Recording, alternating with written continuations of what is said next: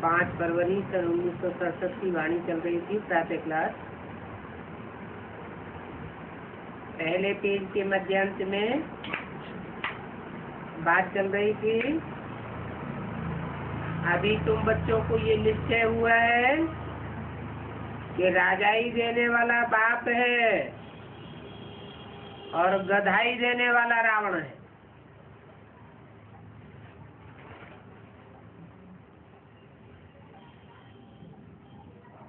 रावण के सर के ऊपर क्या दिखाते हैं? गधे का शीश दिखाते हैं। वो गधे को गधाई कौन देता है? हैं? जो रावण के सर के ऊपर रखा हुआ है, ताज के मुआफिक लगा रखा है, उस गधे को गधाई कौन देता है? अरे बाप गधाई देता है। रावण गधाई देता है और राम बाप राजा ही देते हैं। तुम जो बाप द्वारा सुनते हो वो दूसरा कोई नहीं सुनते हैं। क्या तुम जो सच्चाई सुनते हो बाप द्वारा, वो सच्चाई कोई दूसरे नहीं सुनते हैं। तुमको ये ख्याल रहता है कि हमको आत्माभिमानी बनना है। दुनिया में कोई भी साधु संत ऋषि मुनि आदि ऐसे नहीं है जो देही अभिमानी बना सके। किसी को पता ही नहीं है देही अभिमानी किसको कहा जाता है। ये भी गायन है, हीरे जैसा जन्मा मोलक। कहाँ का गायन है? संगम युग में हीरे जैसा जन्म अमोलक। फिर आगे क्या है? फिर ये भी है कि अगर श्रीमत के बरखिलाफ चलते हैं तो हीरे जैसा जन्म अमोलक कौड़ी बदले जाता है।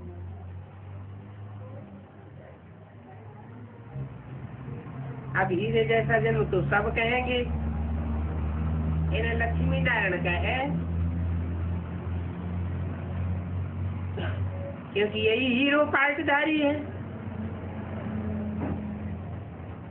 लेकिन इनको भी इतना ऊंच जन्म कोई ने तो दिया होगा ना। इन्हें लक्ष्मी नारायण माने इशारा किस तरफ करते थे? लक्ष्मी नारायण के चित्र की तरफ इशारा करते थे। इन लक्ष्मी नारायण का जन्म हीरे जैसा है। उनके नीचे खड़े हुए राधा कृष्ण की तरफ इशारा नहीं किया। किसकी तरफ इशारा किया? लक्ष्मी नारायण के चित्र की तरफ। कोई ने ऐसा समझदार बनाया होगा ना।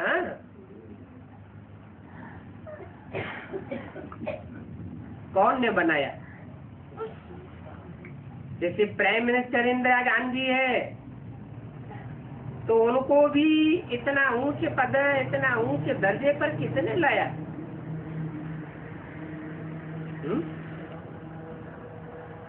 वो अध की इंदिरा गांधी थी और यहाँ ब्राह्मणों की दुनिया में बेहद की इंदिरा गांधी कौन है?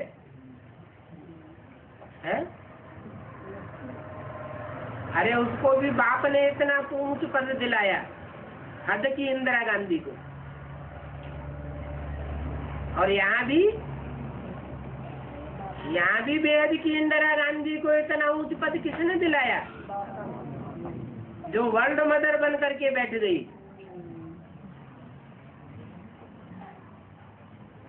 बाप का टाइटल है सर्वशक्तिमान, और उसके मुकाबले फिर किसका सर्वशक्तिमान टाइटल है? बाप का जैसे सर्वशक्तिमान टाइटल है, वैसे और भी किसी का है। माया बेटी का भी सर्वशक्तिमान टाइटल है। इतना ऊंच पद किसने दिलवाया? बाप ने दिलवाया। क्यों? बड़ी बेटी कैसे बन गई? लाडली बेटी कैसे बन गई? हाँ, क्योंकि माया ऐसी बेटी है बाप की जो पहले पहले मन बुद्धि से सरेंडर होती है, इसलिए वो बड़ी बन गई।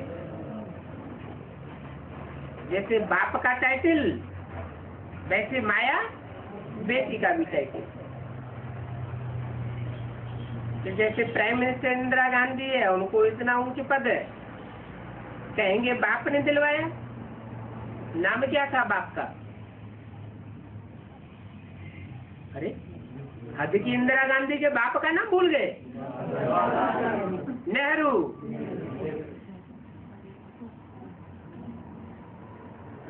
काहे का रूह? नेह का रूह। नेह माना प्यार, प्यार की रूह, स्नेह की रूह। खुद भी प्राइम मिनिस्टर था ना? कौन? नेहरू जी। फिर बच्ची को भी बनाया है।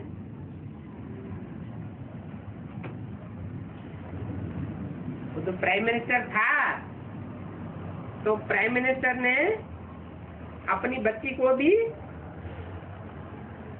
प्राइम मिनिस्टर पद दिलवाया। ये और कोई भी नहीं जानते हैं कि इन लक्ष्मी नारायण को ऐसा किसने बनाया।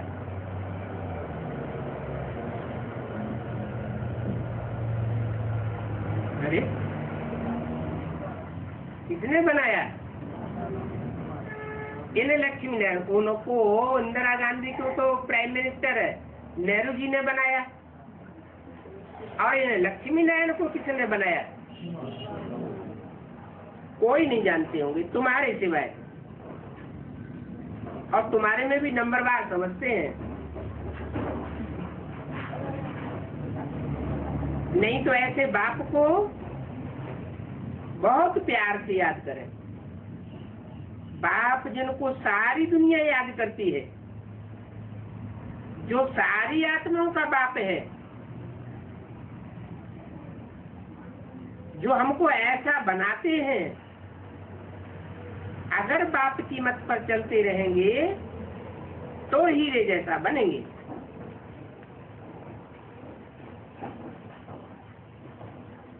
हीरे को रखने की डिब्बी देखो कैसी चीज है। हीरे को बहुत संभाल से डिब्बी के अंदर रखा जाता है, और शिव बाबा की ये डिब्बी देखो कैसी है। ये तो बहुत एक्सपेंसिव है।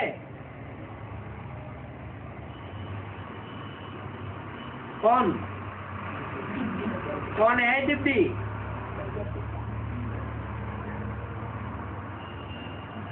हीरे को रखा जाता है डिब्बी में। शिव बाबा हीरा नहीं बनता है। शिव बाबा का नंबर कोई रत्नों में नहीं है। जो रत्नों की गिनती में आवे वो फिर ऐसे सृष्टि चक्कर में भी आवे। न मैं गिनती में आता हूँ और न मैं चक्कर में आता हूँ। तो हीरा कौन हुआ और एक्सपेंसिव डिब्बी कौन हुई? ये डिब्बी ही ऐसी चीज है जिसमें हीरा रखा जाता है।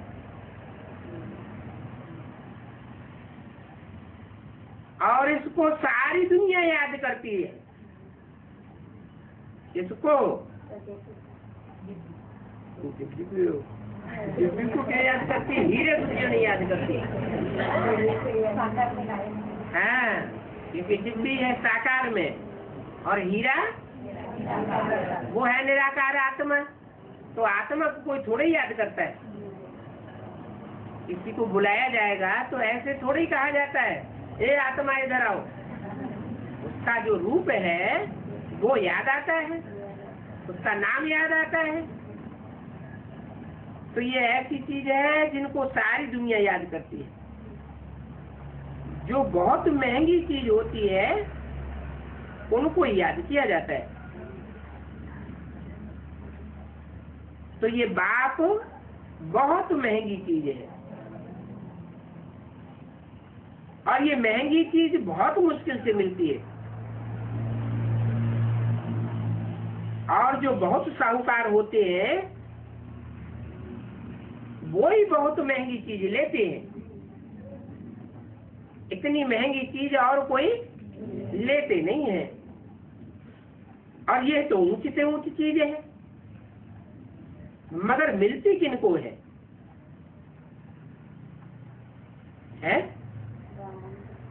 ये ऊंची से ऊंची चीज है, किनको मिलती है? गरीब निवाज गाया हुआ है ना, गरीबों को मिलती है। बच्चे ही जान सकते हैं। शिव बाबा है सभी आत्माओं का बाप। आत्माएं तो अविनाशी है, ये भी कोई की बुद्धि में नहीं आता। इतनी सारी आत्माओं का वो निराकार बाप है, वो तो है ही शिव। बाकी तो सब सालिग्राम है। और बाप ही बैठ करके अपना परिचय देते हैं।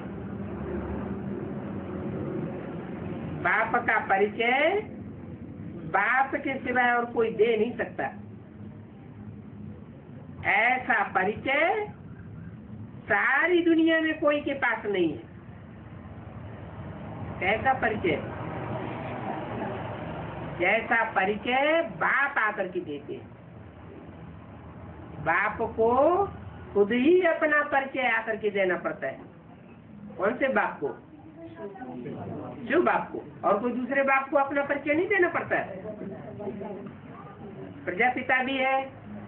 प्रजापिता जब तक स्वयं अपना परिचय अपने आप न दे तब तक कोई जान नहीं सकता।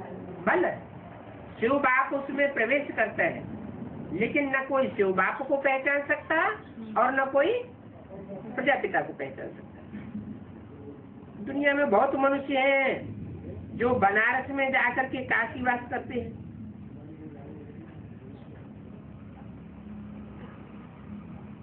क्यों? ये बात क्यों प्रसिद्ध है कि काशी में जाकर के वास करेंगे, वहां मृत्यु होगी तो स्वर्ग में जाएंगे।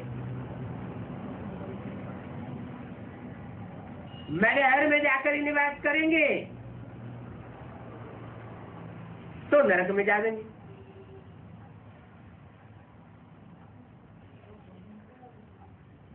ऐसे कहते हैं। तो काशी में जाके निवास क्यों करते हैं? कहते हैं जब मरेंगे तो स्वर्ग में जाएंगे। मरने से पहले तो कोई स्वर्ग में जाता नहीं है, तो वो तो हद के मरने की बात ले लेते हैं।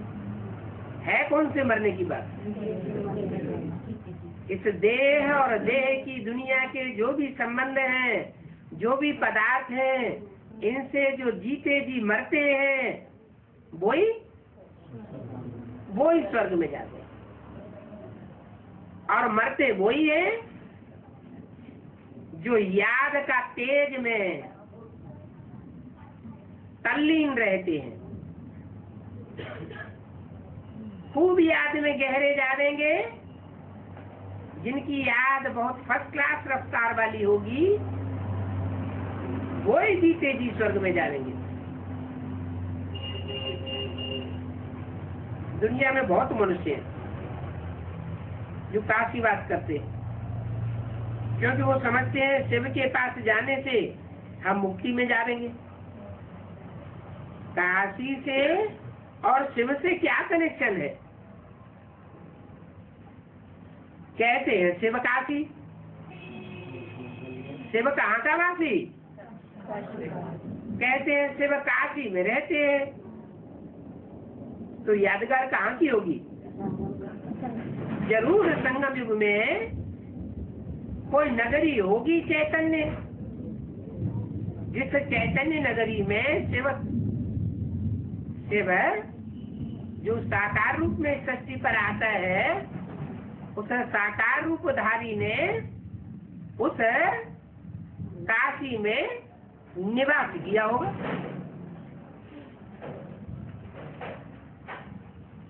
तो कहते हैं शिव काशी।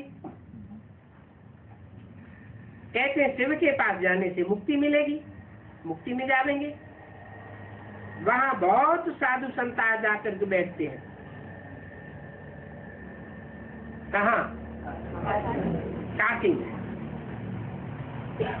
उनकी डिपार्टमेंट ही अलग होती है।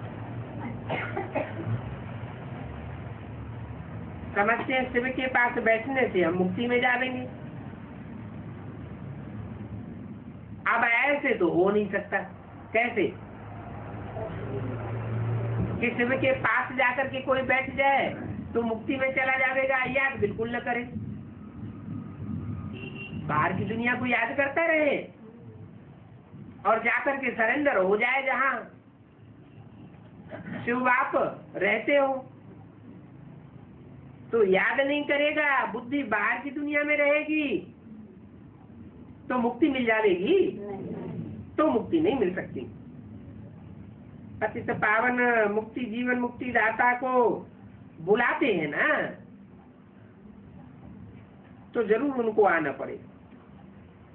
परंतु वहां तो वो है जिसकी प्रतिमा रखी हुई है। कहाँ? काशी, जो स्थूल काशी है, वहां तो शिव की प्रतिमा रखी हुई है, खुद तो नहीं है ना। तो बात कहाँ की है?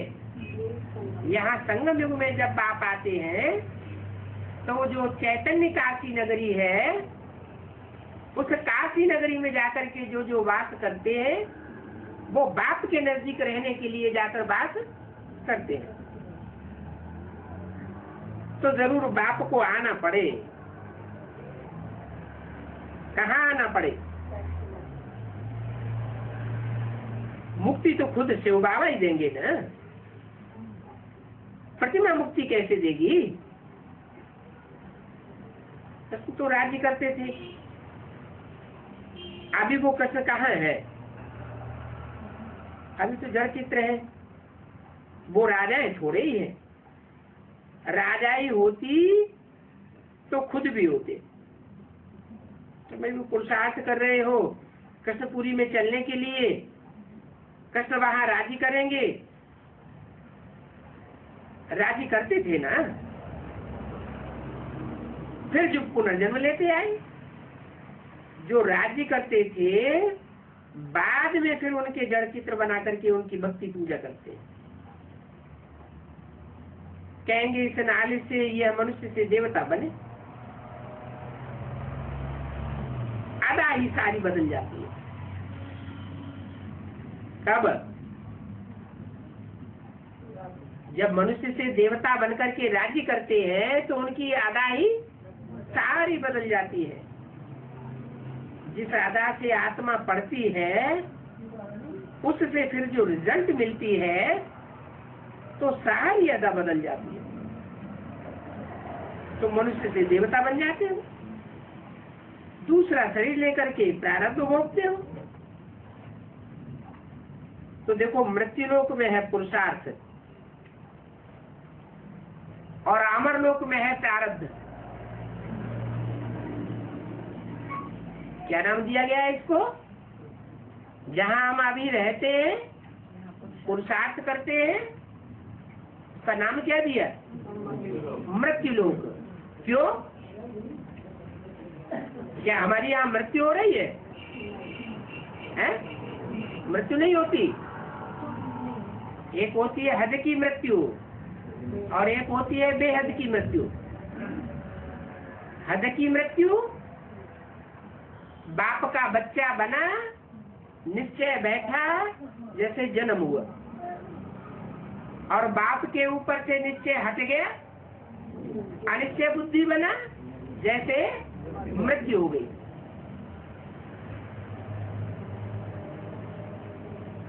तो ब्रह्मा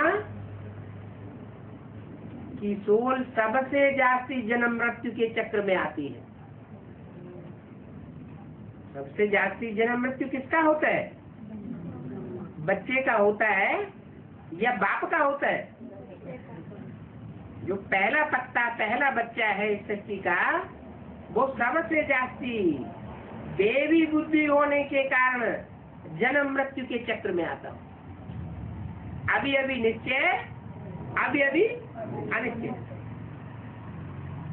अभी अभी राम बाप के संग में आता है तो निश्चय हो जाता है। निश्चय बैठता है तो बाप बड़े प्यार से उसको अपने मस्तक में बैठा ही लेते हैं।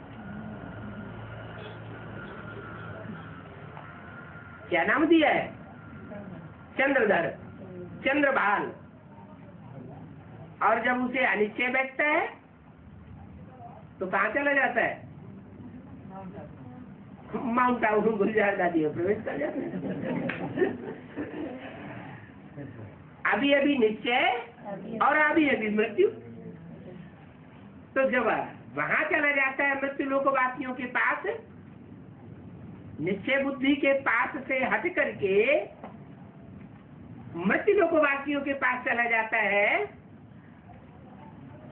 तो गायन है शास्त्रों में भी और मुरली में भी बोला है कि ब्रह्मा मृत्यु लोक में खलास होता है। जन्म कहाँ लेता है? मृत्यु लोक में खलास होगा तो जन्म कहाँ लेगा?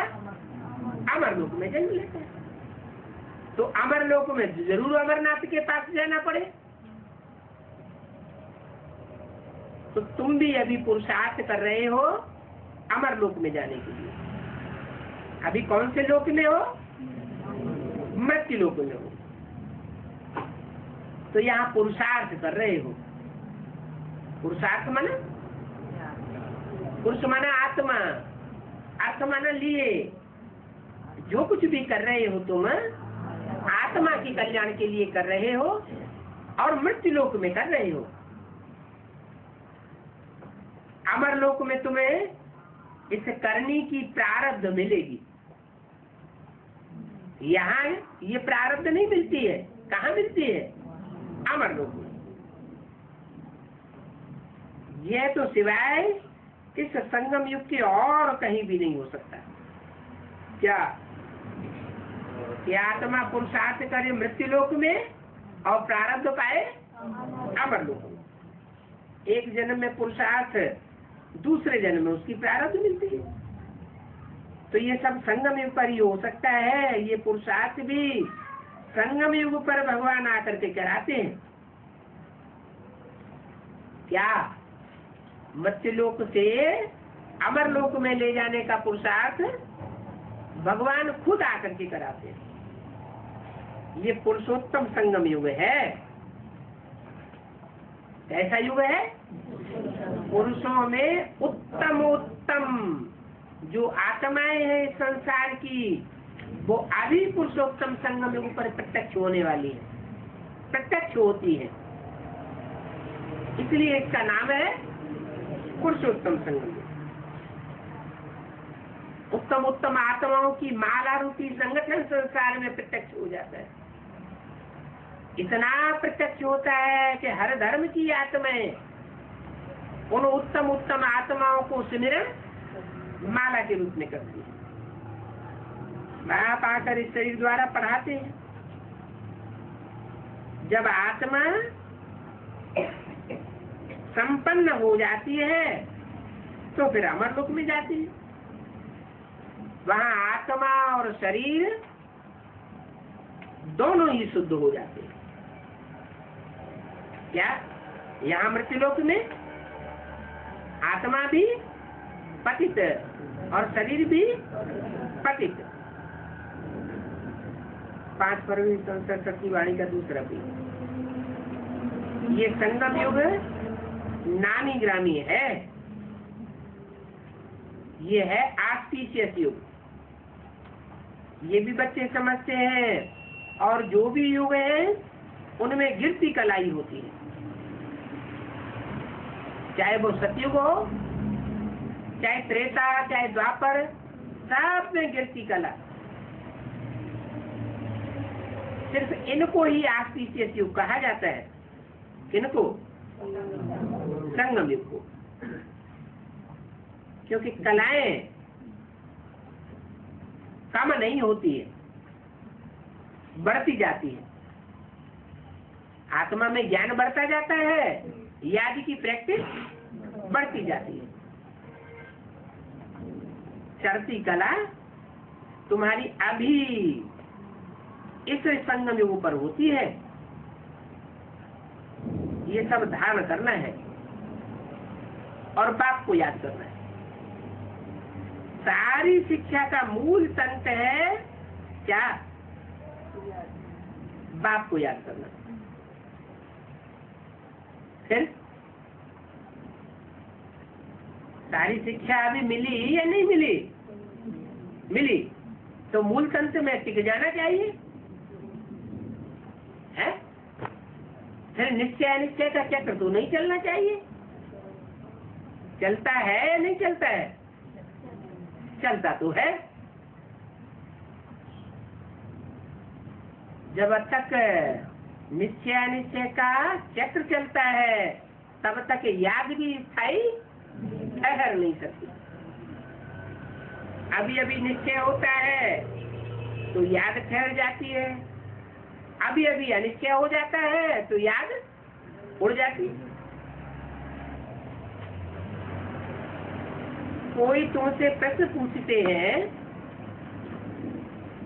तो बोलो ये प्रश्न आज तुम कुछ भी मत पूछो। क्यों? पहले एक बात समझो। क्या बात? बाप कहते हैं कि मुझे याद करने से तुम पावन बनेंगे। तो फिर पहले पहले क्या बात पूछो है? अरे तुम और जो प्रश्न पूछते हो ये हमसे कुछ मत पूछो। क्यों नहीं पूछो? क्योंकि बाप कहते हैं मुझे एक बात को याद करने से तुम पावन बन जाएंगे। ये बात पूछो। तुम पावन बन जाएंगे माना शरीर पावन बन जाएंगे क्या? पहले तो आत्मा पावन बनेगी। आत्मा माना मन बुद्धि। तो बाप को जब पहचानेंगे, जानेंगे, मानेंगे तब ही तो याद करेंगे। तो पहले पहले ये निश्चय पक्का कराए देना चाहिए। क्या?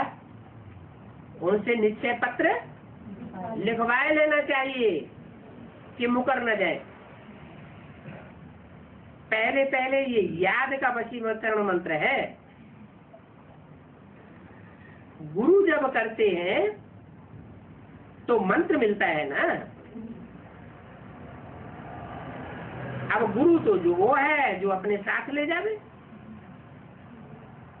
वो गुरु तो मर जाते हैं, अपने साथ अपने चेले चपाटों को तो ले नहीं जाते।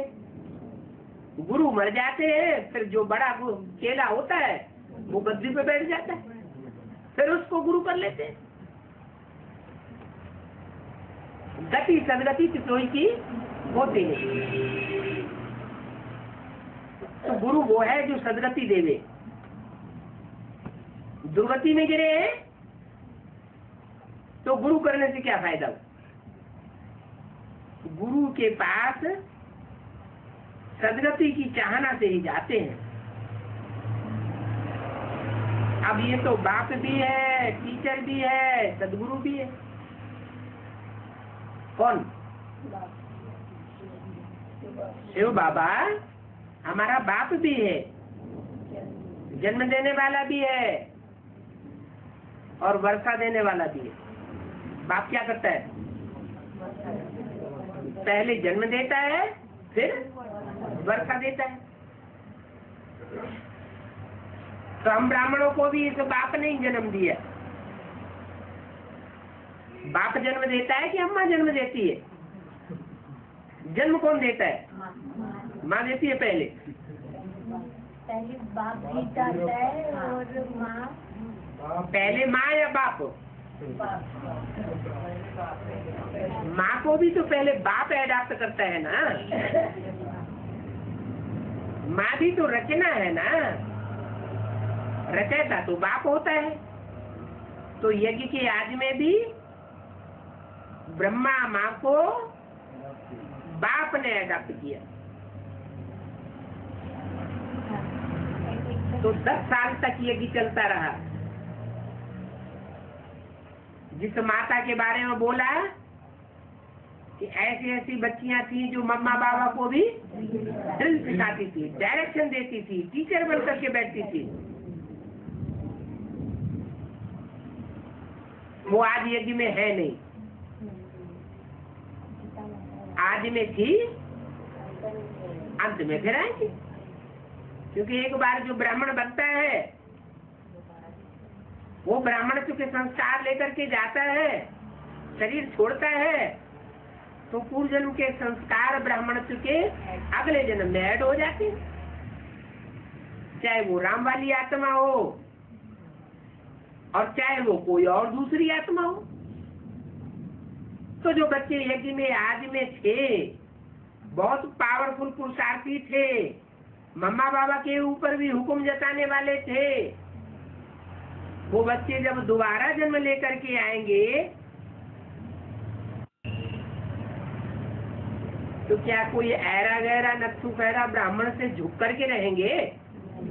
नहीं, उनके अंदर तो आदि के संस्कार हैं। तो जरूर उन्हें आदि में बाप से जन्म मिला था, वो बाप के बड़े बच्चे हो गए।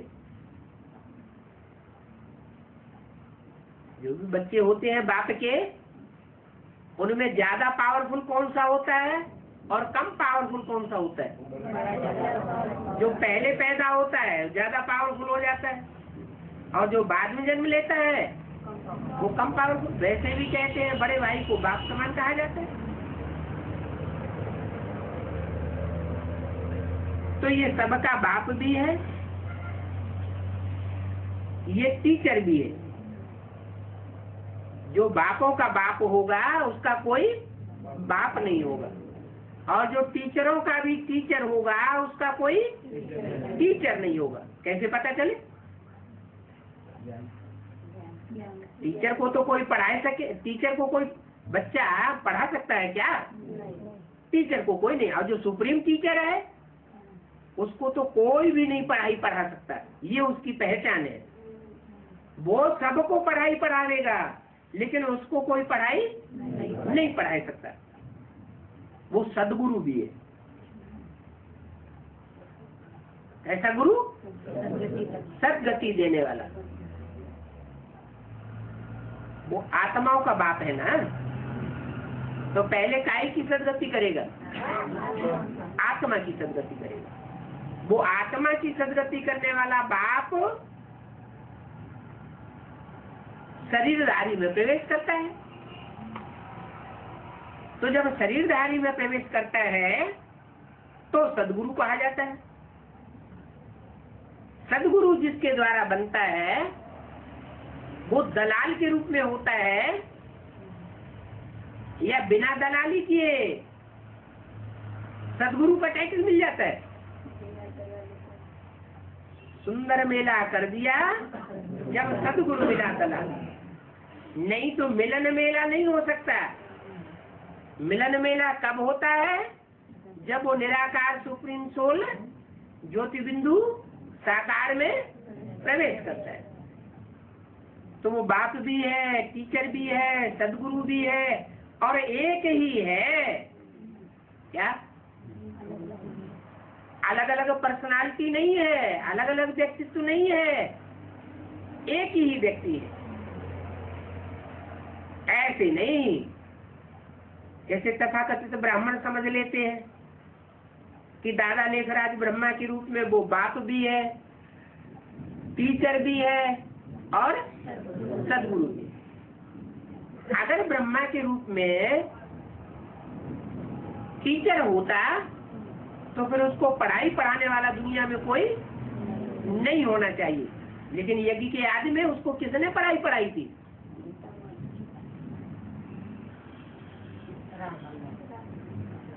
ब्रह्मा दादा लेखराज को जब साक्षात्कार हुए और साक्षात्कारों का उन्हें क्लैरिफिकेशन अपने लौकिक गुरु से नहीं मिला, बनारस के विद्वान आचार्यों से नहीं मिला, तो उसको पढ़ाई किसने पढ़ाई? कहाँ गया था फिर वो? बाबीदार के पास गया और वहां से उसको समाधान मिला।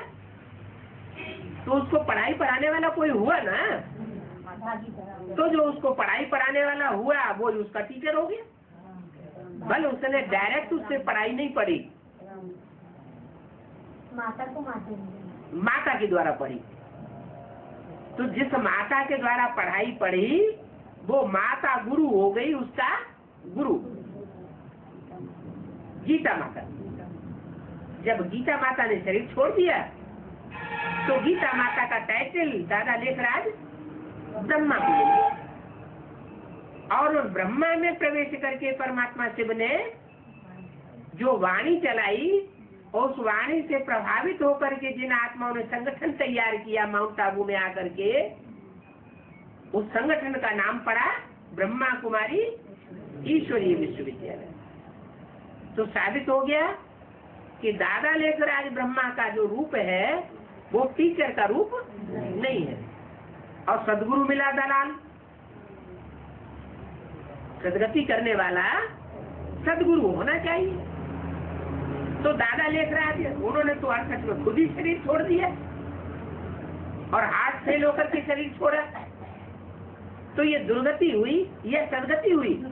ये तो दुर्गति हो गई। आत्मा पावरफुल नहीं बनी। पावरफुल आत्मा योग बल से जो बनती है उसका कभी हाथ फेल नहीं हो सकता। आत्मा की सबसे पहले सदगति चाहिए। आत्मा की सदगति न हुई, सच्ची गति न हुई, तो फिर शरीर की सच्ची गति कैसे हो जाएगी?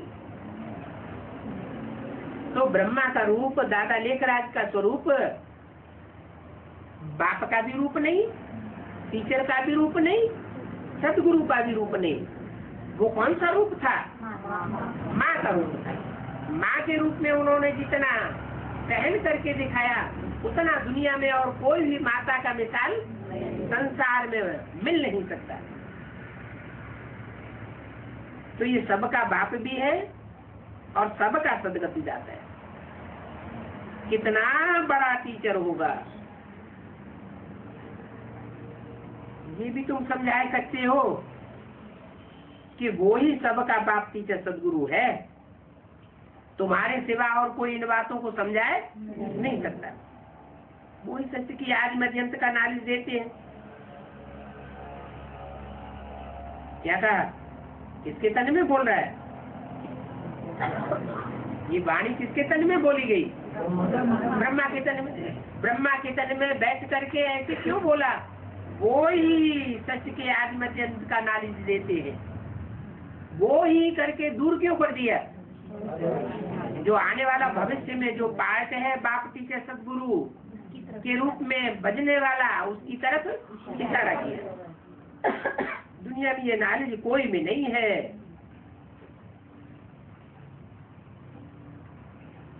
न रचना को और रचना की आज मध्यंत को जानते हैं।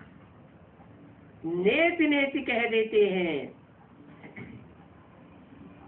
खुद जो विश्व के मालिक थे, जिन्होंने पूरे 84 जन्म लिए हैं, वो भी कहते हैं कि हम नहीं जानते।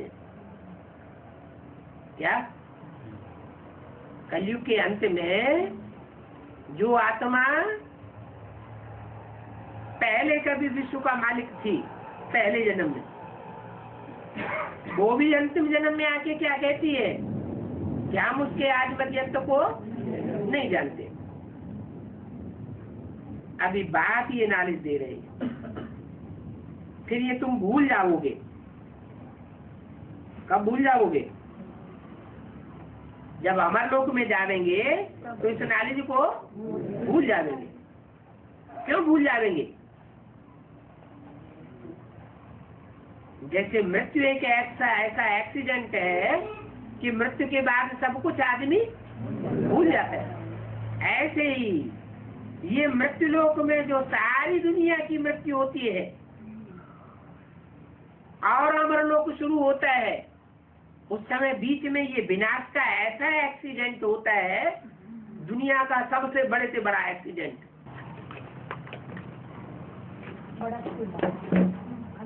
तो ये एक्सीडेंट हुआ बेहद का एक्सीडेंट, ये बेहद का एक्सीडेंट हर 5-4 वर्ष में एक ही बार होता है।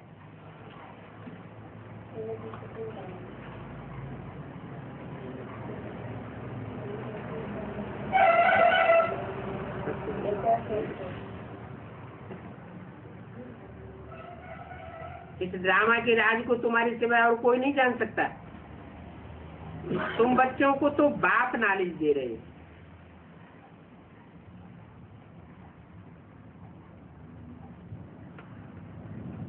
वो लक्ष्मी नारायण तो प्रारब्ध है। इस ड्रामा के राज को तुम्हारे सिवाय कोई जान ही नहीं सकता। तुम बच्चों को बाप नॉलेज दे रहे हैं। तुम समझते हो हम जितना बाप को याद करेंगे हमारे पाप कर्म भस्म होते जाएंगे और सतो प्रधान दुनिया के हम मालिक बनेंगे। अभी तो तमो प्रधान दुनिया के मालिक हैं। तमो प्रधान में करोड़ों मनुष्य होते हैं और सतो प्रधान दुनिया में बहुत थोड़े मनुष्य होंगे। सीढ़ी में देखो क्लियर लगा हुआ है कि सतयुग में इतनी आबादी और कलयुग में 500 करोड़ की आबादी।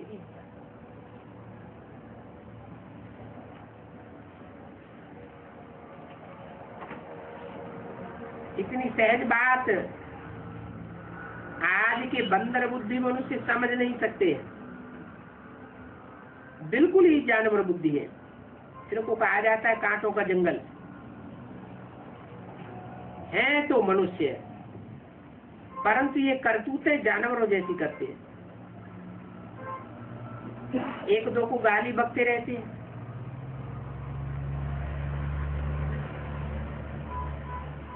कहते हैं ना ये तो मकना हाथी है, डैम फूल है,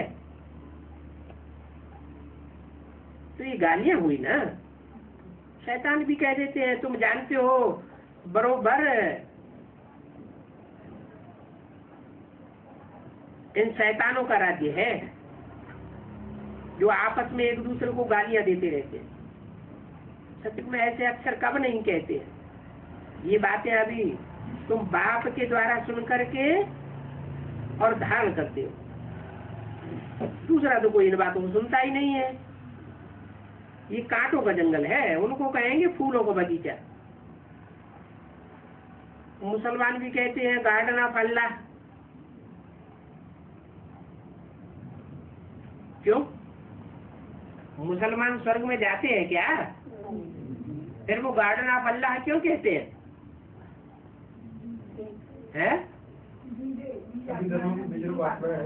हाँ, जो और धर्मों की बीज रूप आत्मा है वो तो सब जाती है। जैसे और धर्मों की बीज रूप आत्मा स्वर्ग में जाती है, वैसे ही इस्लाम धर्म की जो बीज रूप आत्माएं हैं जिनके लिए शास्त्रों में आया पांडवों के साथ कौन गया? कुत्ते ने भी स्वर्गारोहण किया।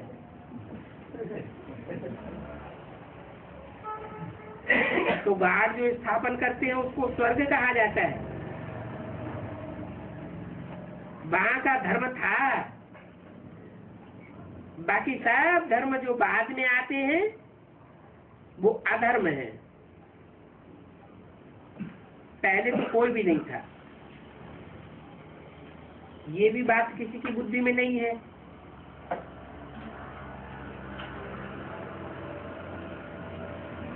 ढेर की ढेर आत्माएं हैं, सब आत्माएं भाई भाई ठहरे और सब एक परमात्मा के बच्चे हुए तो वो सब आत्माएं हो गए निराकार। और वो हुआ आत्माओं का बाप। फिर मनुष्य सृष्टि में जो भाई बहने हैं उनका बाप कौन हुआ?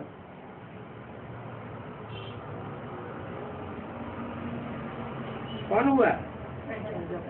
मनुष्य सृष्टि में जो आत्माएं हैं, मनुष्य आत्माएं, उनका बाप हुआ प्रजापिता ब्रह्मा। अच्छा, प्रजापिता ब्रह्मा है तो फिर मम्मा कौन है? हैं? प्रजापिता ब्रह्मा है तो वो प्रजा के साथ है, तो फिर उसके साथ अम्मा कौन हुई? वो जगता है। प्रजापिता माना 500 करोड़ की प्रजा का बाप, तो वो हुई सारी जगत की माता अम्बा। ये बहुत गुह्य बातें हैं समझने की। गुह्य बातें क्यों बताई? तथाकथित ब्राह्मण किसे समझते हैं? जगत का पिता और जगत की माता। दादा लेकर आदि को जगत की माता समझ लेते हैं और ओम राधे सरस्वती को जगत की माता समझ लेते हैं। लेकिन वो तो प्रजापिता की बच्ची थी, ब्रह्मा की भी बच्ची थी। वास्तव में वो ही आदि की माता जो यज्ञ की आदि में छोड़ करके चली गई थी, और वो ही आदि का पिता जिसने ब्रह्मा के साक्षात्कारों का क्लैरिफिकेशन दिया था। वो शरीर छोड़ने के बाद दोबारा जन्म लेकर के दोबारा यज्ञ में आते हैं, मम्मा बाबा के शरीर छोड़ने के बाद। तो ये बहुत कुछ समझने की बातें हैं। वही आत्माएं जो आदि की थी वो फिर अंत में आती हैं और उनमें ब्रह्मा सरस्वती की आत्माएं प्रवेश करती है। जगदम्बा का नाम तो है ना, उनको सरस्वती भी कहते हैं, बहुत नाम रखती है। परंतु ये सरस्वती भी तो बेटी है ना, माता तो नहीं है। किसकी तरफ इशारा किया है? नहीं, ओम राधे की तरफ इशारा किया। ये भी माता तो नहीं है ना। सरस्वती जगदम्बा के बहुत चित्र हैं, किस्म किस्म के चित्र हैं। वास्तव में माता तो एक होनी चाहिए। और भक्ति मार्ग में कितनी माताएं दिखा दी है? 9 देवियां दिखा दी ना। तो वास्तव में माता तो एक होनी चाहिए। एक के अनेक नाम थोड़े ही होते हैं, मनुष्य मुझ जाएंगे और फिर 8-10 भुजाएं दे देते हैं। अच्छा, भला ये काली ऐसी काली कैसे बन गई है? ये सब क्या है? काली कैसे काली बन गई है? नहीं, कोई काले काम होते हैं तो काली काली बन जाती है। तो बाबा कहते ये सब क्या है? माता तो फिर माता होनी चाहिए। प्रजापिता ब्रह्मा एक ही है और ब्रह्मा अनेकों के नाम है। क्या ब्रह्मा के कितने मुख दिखाते हैं? 4-5 मुख दिखाते हैं। कहते हैं प्रजापिता ब्रह्मा एक ही है, उसको काय का मुख दिखाते हैं। भक्ति मार्ग में प्रजापिता का रूप, प्रजापति का भी मुख, बकरी का मुख दिखाते हैं। वो एक ही दिखाते हैं। ब्रह्मा को 4 मुख 5 मुख दिखाते हैं और प्रजापिता को 1 मुख दिखाते हैं। देखो, माता भी तो एक ही होनी चाहिए ना। ये सब बातें न जानने के कारण ढेर बातें बना दी है। सरस्वती बेटी है, तुम भी सब बच्चियां हो, सरस्वती भी बच्ची है।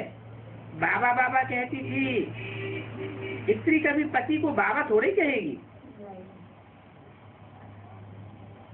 अगर ओम राधे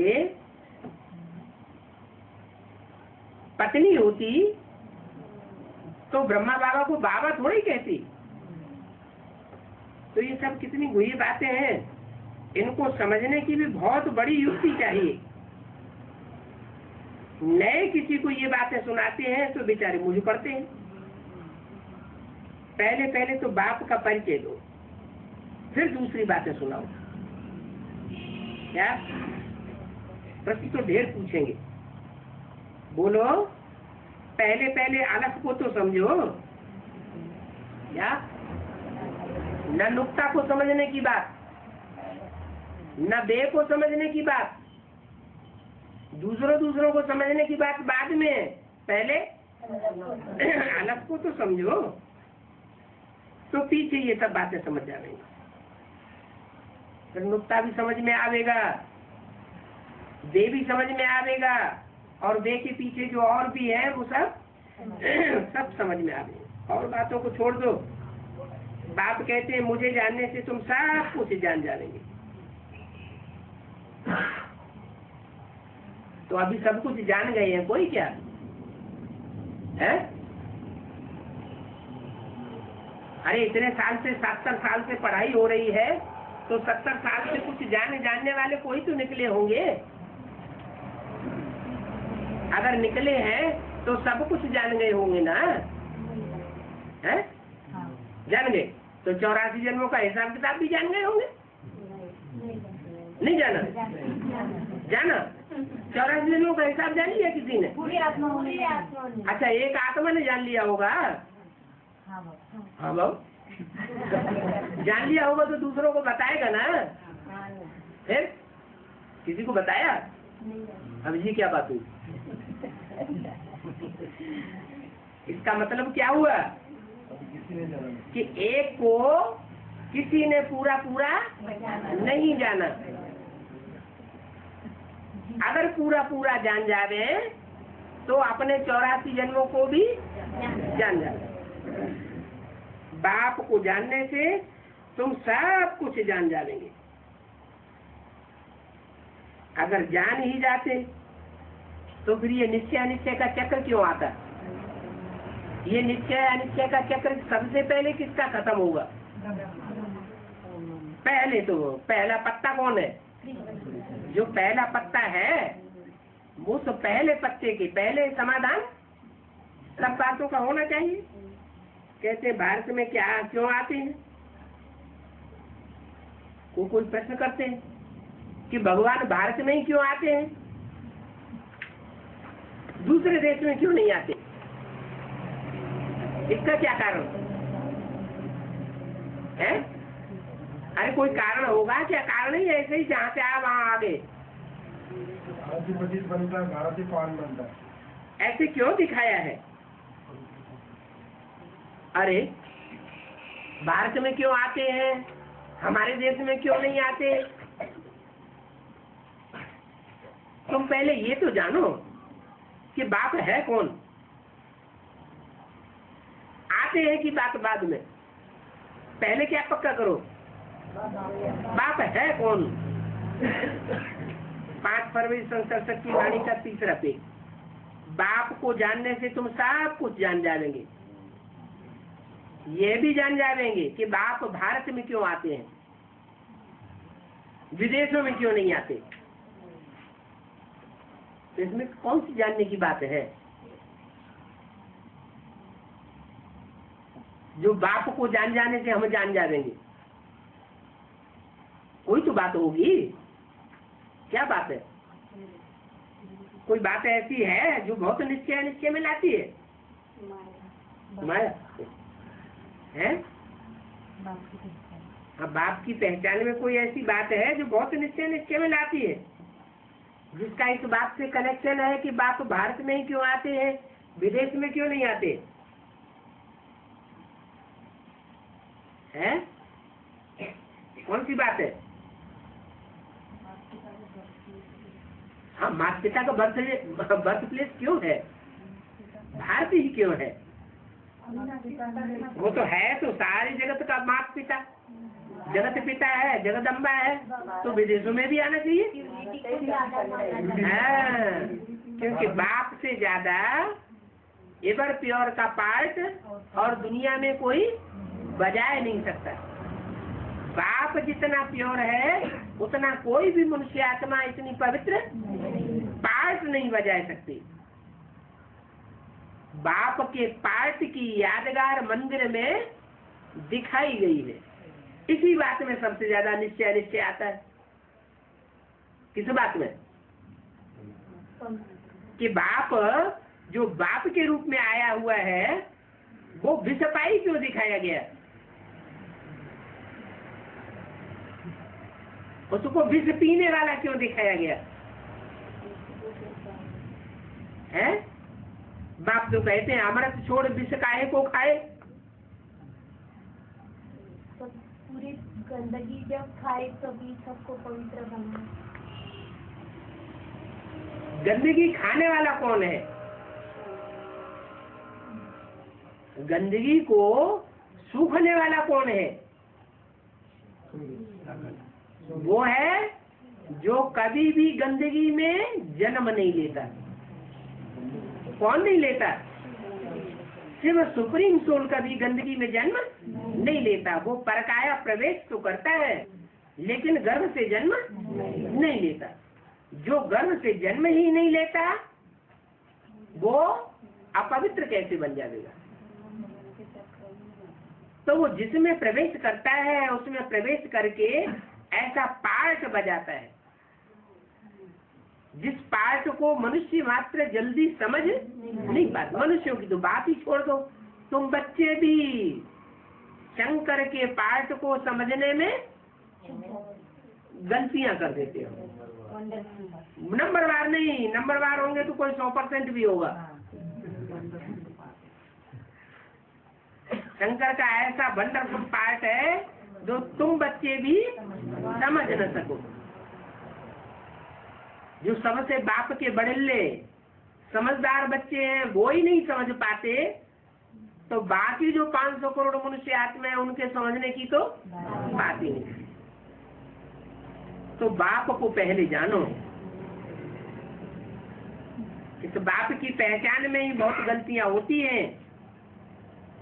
बाप को जब तक पूरा नहीं जाना है तो क्या होगा? अनिश्चय आएगा। अनिश्चय आने से फिर नीचे गिरती रहेंगे, मृत्यु होती रहेगी। बाप को जानने से तुम सब कुछ जान जाएंगे। बाप जो पतित पावन है उनसे योग लगाने से तुम पावन बनेंगे। उनसे बाप जो पतित पावन है किसके तन में बैठ के बोल रहा है? दादा लेकर आज ब्रह्मा के तन में बैठ करके ये महावाक्य बोल रहा है। और किसकी तरफ इशारा कर रहा है? बाप जो पतित पावन है उनसे योग लगाने से। उनसे कह के दूर क्यों कर दिया? इनसे क्यों नहीं कहा? ब्रह्मा की तरफ इशारा क्यों नहीं किया? क्योंकि ब्रह्मा के द्वारा पतित से पावन कोई बना ही नहीं। तो उनसे योग लगाने से तुम पतित से पावन बन जाएंगे।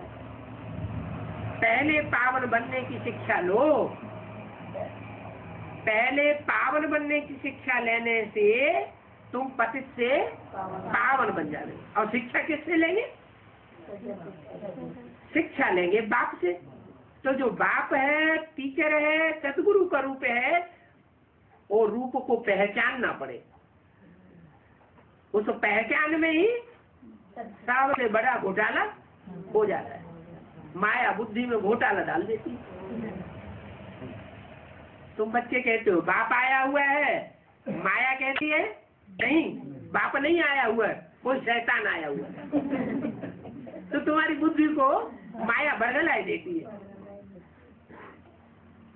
तुम जो यज्ञ के आदि के बड़े बच्चे हो, जो दोबारा ब्राह्मणत्व के संस्कार लेकर के इस यज्ञ में आए हो, पढ़ाई पढ़ रहे हो, लास्ट तो फास्ट जाने वाले हो, तुम्हारी बुद्धि में ही जब ये निश्चय अनिश्चय का चक्र चलता रहता है तो और दुनिया की बुद्धि में तो कितना बड़ा घोटाला चलेगा, इतना बड़ा युद्ध चलेगा ये सारी दुनिया में बड़े से बड़ा रिवॉल्यूशन हो जाएगा। क्या? बाप की पहचान का। इस रिवॉल्यूशन का गायन किन रूपों में है? ये रिवॉल्यूशन का गायन है राम रावण का युद्ध, देवासुर संग्राम, महाभारी महाभारत गृह युद्ध। ये सब कहाँ की यादगार है? संगम युग की। तो मुट्ठी भर बच्चे कहते हो बाप आया हुआ है, लेकिन माया तुम्हारी बुद्धि को भी बदल है। ओम शांति।